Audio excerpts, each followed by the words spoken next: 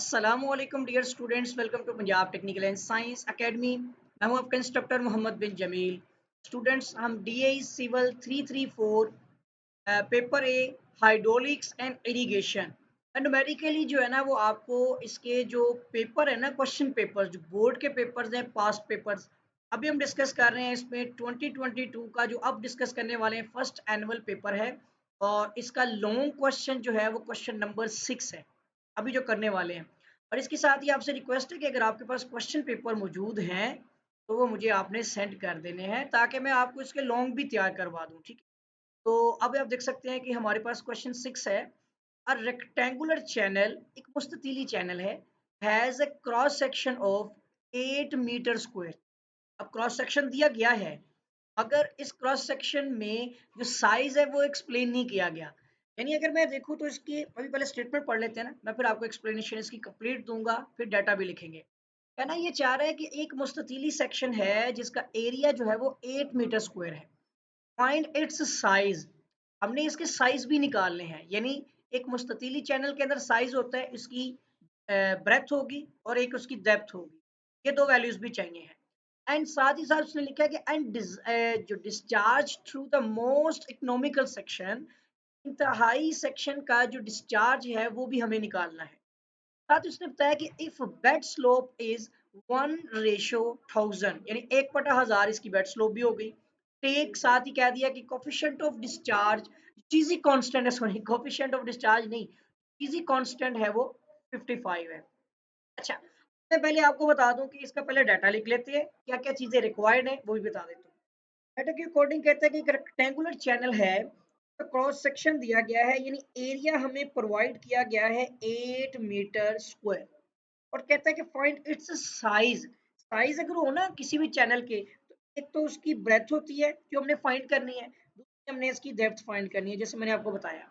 साथ ही कहता है and discharge through the most economical section, इसका डिस्चार्ज भी फाइंड करना है। ठीक है, और इसके साथ ही उसने हमें बेड स्लोप दी है, वो है आपकी 1/1000। अगर लिखी हो ना 1:1000 या 1:1000 का मतलब होता है 1/1000। ठीक है, उसके बाद आ जाएगा आपको जो चीजी कांस्टेंट है वो 55 है। एक चीज जो क्लियर हो गई। अच्छा, यहाँ पर ये देख सकते हैं कि एक मोस्ट इकोनॉमिकल सेक्शन भी लिखा गया है, ये इंतहाई यानी कि इकोनॉमिकल में आता है। इसमें आपको पता है कि ये एक मुस्ततीली सेक्शन है। देखिएगा, इसमें ये डेप्थ है इसकी, और ये नीचे ब्रेथ है, और ये ओपन चैनल है। ठीक है, के बाद इसके एरिया में, एरिया का फॉर्मूला भी मैं बता देता हूँ, बी मल्टीप्लाई बाय डी, यानी ब्रेथ मल्टीप्लाई बाय डेप्थ हो गई। एक चीज हो गई। डिस्चार्ज का जो मेन फॉर्मूला होता है, जो भी हम जिसका भी फाइंड करना चाहें किसी सेक्शन का, तो वो होता है आपका area multiply by coefficient of discharge, जो आपका सॉरी चीजी कांस्टेंट, और इसके साथ ही मल्टीप्लाई करते हैं हम स्क्वायर रूट के अंदर। हम ये यहाँ पे मल्टीप्लाई का साइन नहीं निकालते, स्क्वायर रूट के अंदर आपके आती है हाइड्रोलिक मीन डेप्थ, और साथ ही आपने ग्रेडियंट मल्टीप्लाई करनी होती है, स्लोप जो होती है आप, ठीक हो गया ना, स्लोप, बेड स्लोप कहते हैं इसको। अच्छा, अब यहाँ पर देखना है हमने कंडीशंस को अगेन। ये आपका क्वेश्चन बिल्कुल क्वेश्चन 5 ही की तरह है, बट वहां पर आपको डिस्चार्ज दिया गया था और आपने इस उसके जो है वो सेक्शंस निकालने थे। यहाँ पर हमारे पास डिस्चार्ज भी नहीं है और साइज भी नहीं है, बल्कि हमारे पास क्रॉस सेक्शनल एरिया है। तो कंडीशन देखिएगा पहले, इसकी जो कंडीशंस हैं वही सेम जो दो है। फर्स्ट कंडीशन क्या होती है कि ब्रेथ जो होगी वो डेप्थ का 2 टाइम्स है। उसने एक जैसे दो सवाल दे दिए आपको इसके अंदर, ओपन चैनल के लाजमी कीजिएगा। दूसरा आपका इसके अंदर है कि जो आपका हाइड्रोलिक मीन डेप्थ होती है, जिसको एम से रिप्रेजेंट करते हैं, स्मॉल एम से, ये आपका डेप्थ का हाफ होगी। ये दो केसेस हमने देखने हैं। अच्छा, अब यहाँ पर हमारे पास डिस्चार्ज निकालने के लिए एरिया रिक्वायर्ड है फर्स्ट ऑफ ऑल। यानी यहाँ पे देखिएगा फॉर्मूला है Q is equal to A C under root M I. Hydraulic mean depth का तो हो गया कि डी का हाफ हो है, इसके लिए डी चाहिए हमें, एरिया में चाहिए है, और चीजी कांस्टेंट हमारे पास मौजूद है, और स्लोप, दो चीजें सिर्फ मौजूद है इस वक्त। अभी एक साइड पर पहले आपने निकालना है एरिया। एरिया का फॉर्मूला हमने पढ़ा, breadth multiply by depth. Breadth के ऊपर आपको पता है केस लग जाएगा, कंडीशन लगेगी ये वाली। इसी तरह एरिया हमारे पास कितना है, 8 मीटर स्क्वायर, तो आप एरिया की जगह पर लिख दें 8 मीटर स्क्वायर। और यहाँ पर कंडीशनली जो ब्रेथ है वो 2 टाइम्स ऑफ डेप्थ है, तो आप इसकी जगह पर 2d लिख देंगे, ये भी आ जाएगा d में। इसका मतलब हुआ कि ये 8 डिवाइड बाय 2 हो गया और इधर से d का स्क्वायर हो गया। ठीक है, इस तरह से ये 2 4 द 8, तो d स्क्वायर इक्वल टू 4। फिर आप देख सकते हैं कि इसका taking square root on both side, दोनों तरफ पर जब जजर लेंगे तो ये हमारे पास 2 मीटर में डेप्थ आ जाएगी। ठीक है, डेप्थ तो आ चुकी है, मगर सेक्शन का जो कंडीशन के अकॉर्डिंग ब्रेथ होती है वो 2 टाइम्स ऑफ डेप्थ है। इसका मतलब हुआ कि जो ब्रेथ की वैल्यू आ जाएगी वो आपने यहाँ पर डी की वैल्यू यहाँ पे पुट की तो 4 मीटर हो जाएगी। ये क्लियर हो गई ना, यानी जो साइज निकालना था उसके अंदर हमारा डेप्थ जो है वो 2 मीटर है, जबकि ब्रेथ जो का जो 2 टाइम्स है तो फिर वो आपकी 4 मीटर ही रहेगी।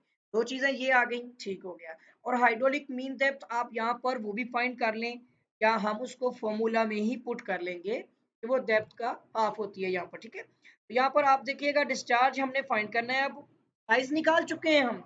एक आंसर ये है, हमारा आंसर है ये बेसिकली साइज के मुताबिक, दूसरा आंसर ये है।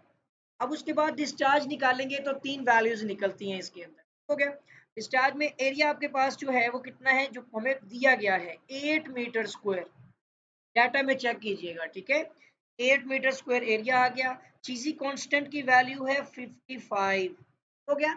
और इसके साथ ही स्क्वायर रूट के अंदर हाइड्रोलिक मीन डेप्थ जो है वो डेप्थ का हाफ है, इधर ही आप पुट करके देख सकते हैं। डेप्थ कितनी है हमारे पास, हमने फाइंड की थी 2 मीटर, तो 2 डिवाइड बाय 2 किया तो हाइड्रोलिक मीन डेप्थ जो है वो 1 मीटर हो जाएगी। हो गया, इसका मतलब है कि ये आ गई 1, स्लोप हमारे पास है 1 डिवाइड बाय 1000, तो ये हो गई 1 डिवाइड बाय 1000। बस जस्ट हमने यहाँ पे सिंप्लीफिकेशन ही करनी है। आप देख सकते हैं ये मीटर स्क्वायर में है, और ये आपके पास जो हाइड्रोलिक मीन डेप्थ है ये भी अंदर मीटर स्क्वायर में थी, लेकिन ये आपके पास मीटर क्यूब पर सेकंड में यूनिट बनेगा इसका। डिस्चार्ज का यूनिट ही ऐसा होता है, क्यूमिक्स, मीटर क्यूबिक मीटर पर सेकंड, यानी मीटर क्यूब पर सेकंड। ठीक है, अच्छा अब ये तो हो गया, आप पहले इनको मल्टीप्लाई कर लेते हैं, पहले दोनों को मैं ये साइड पे ले आता हूँ। देखिएगा 8 मल्टीप्लाई बाय 55 से तो वैल्यू आ गई 440, स्क्वायर रूट को कंप्लीटली सोल्व करना है। दूसरा भी कर सकते हैं आप, यहाँ पर 1 डिवाइड बाय 1000 कर लें। ठीक है, ये आ जाएगा हमारे पास समथिंग वैल्यू, फिर पावर में चले जाएं, आंसर का पावर लेने वाले हैं, ब्रैकेट के अंदर है 1 डिवाइड बाय 2 क्योंकि स्क्वायर रूट है ना। ठीक है जी, तो ये आ जाएगी 0.03 लिख लेते हैं हम, 0.03। तो फिर फाइनली जो डिस्चार्ज की वैल्यू है आपने इसको मल्टीप्लाई कर देना है 440 से। ठीक है जी, तो ये आ गई 13.91, 13.91, तो ये यूनिट होगा मीटर क्यूब पर सेकंड में ही, ये डिस्चार्ज का यूनिट है, कुछ भी होगा आपको लिखना पड़ेगा। और बेसिकली ये है हमारे पास 13.91 क्यूमिक्स, क्यूमिक्स में लिखा जाता है। देखिए जी हमारे इसके जो आंसर्स थे वो यहाँ पर पहले एक बार फिर सवाल में आ जाए। देखिए लिखा हुआ फाइंड इट्स साइज, जो ये दो वैल्यूज थी फाइंड हो गई, डिस्चार्ज भी हो गई, ये तीनों हमने निकालनी थी। तो अब मैं तीनों को नीचे अरेंज करते हुए लिख देता हूँ कि साइज में ब्रेथ जो है वो 4 मीटर आ गई, ओके, जो डेप्थ है वो 2 मीटर आ गई, क्लियर हो गया। और जो डिस्चार्ज था वो 13.91 क्यूमिक्स का है। ये 8 नंबर का स्टूडेंट आपका क्वेश्चन है, क्योंकि आपका 75 मार्क्स का पेपर है, और मैं उम्मीद करता हूँ कि आपको ये न्यूमेरिकल भी समझ आ गया होगा। जैसे ही हमने इकोनॉमिकल सेक्शन में पिछले क्वेश्चन में हमें डिस्चार्ज वगैरह दिया गया था, जो क्वेश्चन 5 है इसका, और क्वेश्चन 6 में हमें डिस्चार्ज फाइंड करना है, तो मैं उम्मीद करता हूँ कि आपको ये क्वेश्चन भी समझ आ गया होगा। और इसके साथ ही आपसे रिक्वेस्ट है कि अगर आपके पास क्वेश्चन पेपर है 2022 का सेकेंड एनुअल का, तो मुझे व्हाट्सएप कीजिए, कर दें लाजमी, ताकि मैं उसके क्वेश्चन भी सोल्व कर दूँ लोग। तो इसके साथ स्टूडेंट आपके साथ भी मुलाकात होगी, दुआ में याद रखिएगा। अल्लाह हाफ़िज़।